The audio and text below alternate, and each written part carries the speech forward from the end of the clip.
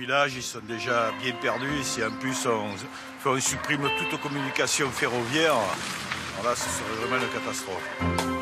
L'hiver, surtout ici, on a beaucoup de neige, beaucoup de verglas. C'est beaucoup. C'est hyper nécessaire, on le prend le vendredi soir. Il y a tous les étudiants qui descendent sur Alès et Nîmes.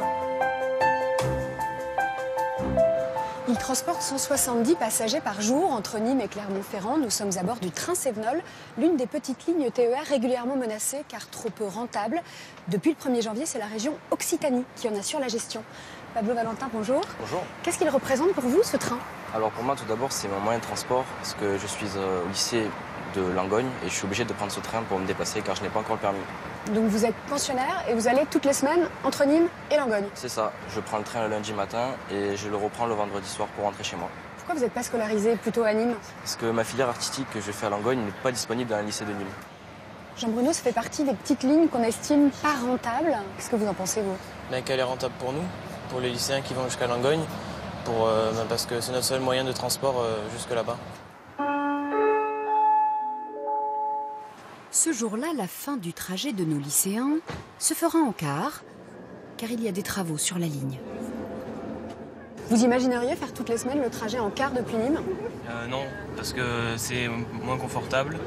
La route est sinueuse et en hiver, il y a du verglas et tout, donc ça ne serait pas possible.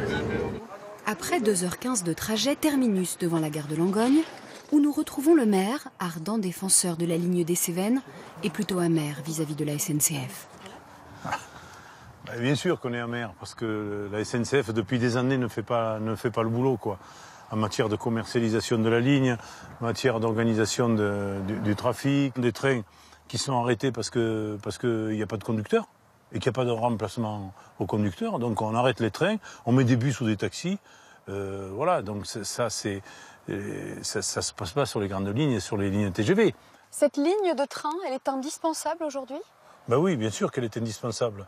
Nous, on est un territoire au cœur du Massif central, enclavé quand même. Le premier TGV, il est à 2h30. La première autoroute est à plus d'1 heure, 1h30. Le car ne pourra jamais remplacer le train des Cévennes? Non, le car ne pourra jamais remplacer le train des Cévennes.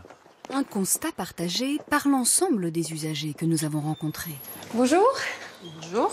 Danielle Louche a la particularité de travailler dans les petites gares de Lozère, où elle fait le ménage, et de ne se déplacer qu'en train, car elle n'a pas le permis de conduire. Vous prenez le train combien de fois par semaine, vous? Tous les jours. Tous les jours. Pour vous rendre où, alors? Vous nous montrez sur cette fiche d'horaire? Alors, je pars toujours de la Bastide, soit vers Langogne, soit vers Villefort. C'est ma vie, mon travail, mon système de transport, voilà, les rendez-vous médicaux, tout ce qui va avec une vie. Mais elle vous paraît vraiment menacée, cette ligne de train? Oui. Bon, parce que la région là, a décidé de le reprendre, mais... Oui, mais la région, est-ce qu'elle va avoir les moyens d'entretenir tout ce qui va avec le train, les rails, tout ce qui va... Voilà, je sais pas. C'est à courte ou à longue échéance, mais ça va disparaître. Depuis le 1er janvier, l'État a donc confié à la région Occitanie la gestion du train des Cévennes, tout en continuant à prendre en charge son déficit d'exploitation, 4,5 millions d'euros par an jusqu'en 2022. Mais la région espère que l'engagement de l'État se poursuivra après. Nous avons besoin que l'État assume ses responsabilités en termes de maillage du territoire. L'enjeu, c'est pouvoir aussi irriguer des territoires qui n'ont rien s'ils n'ont pas le train. Vous n'aimez pas, vous, ce terme de petite ligne? Ce mot petit est particulièrement péjoratif pour les populations. Il sous-entendrait qu'il y aurait peut-être des petites gens ou des petits endroits. Ce n'est pas acceptable. Ils ont, comme les autres, besoin et droit à un maillage du territoire et droit au transport. Retour à la Bastide, où nous retrouvons Danielle, chez elle, et toujours aussi pessimiste quant à l'avenir de sa ligne TER. C'est la fin de nos petits villages. Nous, on a beaucoup de marcheurs en été qui viennent justement en train. On a une chaîne thermale à quelques kilomètres, les gens arrivent en train. Ça fait de la vie autour de la Bastide. Si on n'a plus ces liaisons avec l'extérieur, on n'a plus tout ce monde-là, on est voué à disparaître.